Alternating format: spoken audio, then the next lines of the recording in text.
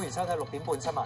今日嘅主要新聞包括：粵車南下，今日開始，粵車可以進入本港市區。據了解，警方調查樂和工程懷疑偽造儀器校正證書，拘捕公司負責人。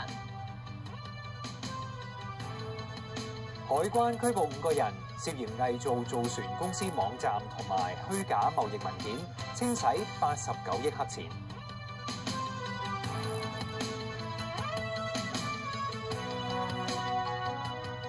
詳細內容：粵車南下可進入本港市區首日實施，首批粵車凌晨開始抵港。